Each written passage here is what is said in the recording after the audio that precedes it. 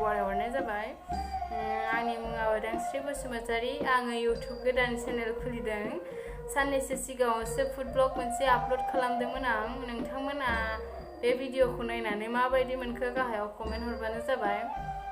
आंथ' दायो गोदानसो चेनेल खुलिनायसो नालाय भिडिअफोरखौ माबायदि बानायनांगौ मादि जानांगौ बारा मोनथिथ'आ। आंनि बे इउटुब चेनेलाव आं गोबां रोखोमनि भिडिअ बानायनो सानदों, जेरै बर'नि ट्रेडिशनेल फुड ओंखाम ओंख्रि संनाय एबा ट्रेभेलिं ब्लग, एक्सप्लर खालामनाय भिडिअफोर नुनो मोनगोन। बिदिनो गोबां रोखोमनि भिडिअ नुनो मोनगोन। अन्नानै चेनेलखौ साबस्क्राइब खालामना ला। बेखौनो नोंसोरनि सिगाङाव खोन्थानो दिनै बे भिडिअखौ बानायनाय जादों। नायनायनि थाखाय गोजोननाय थाबाय आरो फैबाय थानाय नेक्स्ट एपिसोडाव नोंसोरखौ लोगो मोनफिनगोन।